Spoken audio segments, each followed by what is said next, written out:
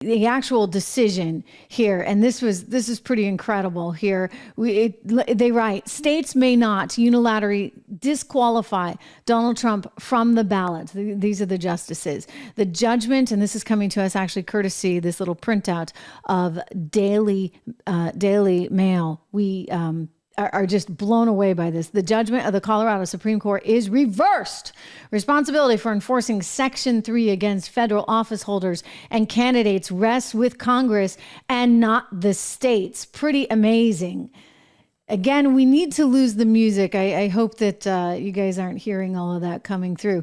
But states have no power under the Constitution to enforce Section 3 with respect to federal offices, especially the presidency. The justices also issued a general warning against trying to pursue the insurrection clause against Trump after the election. They wrote, the disruption would be all the more acute and could nullify the votes of millions and change the election result if Section 3 enforcement were attempted after the nation has voted. In a statement, the Colorado Republican Party told Daily Mail, we applaud the Supreme Court for unanimously ruling against the petitioners and their ridiculous attempt to engage in election interference by unconstitutionally removing Donald J. Trump from the ballot.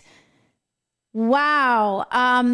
Pretty amazing to see. We've got more. I think that we've got a few more comments that came to us there. As you can see, as this ruling came out, states may not unilaterally disqualify Donald Trump. Responsibility, as we said, for enforcing Section 3 against federal office holders and candidates rests with Congress and not the states. The judgment of the Colorado Supreme Court, therefore, cannot stand. All 9 members of the court agree with that result. It's just really incredible that it has to come to this, right? Constitutionally, it's not there because they added, because the Constitution makes Congress rather than the states responsible for enforcing Section 3 against federal officers, office holders, and candidates. We reverse. Nothing in the Constitution requires that they endure such chaos. Really, truly incredible stuff right now. Again, ladies and gentlemen, this is massive. Donald Trump expected to speak soon. If we look at that live picture coming to us from Mar-a-Lago right now, we are awaiting him. And he will be addressing the public. This is on the YouTube feed, actually, of RSBN, and it's from Mar-a-Lago. Again, this is a pretty darn big deal. This is what you would call historic, absolutely historic. And the left does not like it. Not one single bit.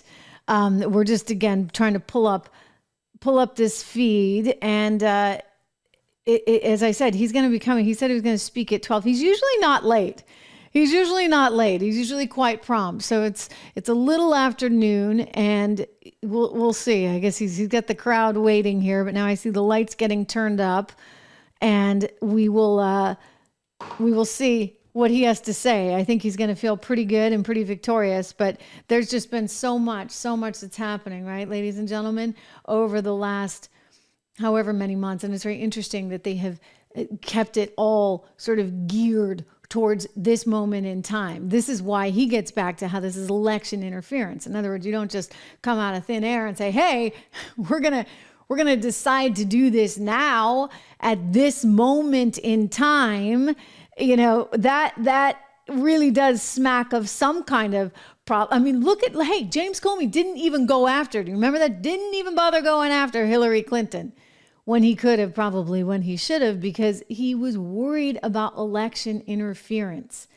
And that is in fact what we're seeing possibly right now. Potential election interference.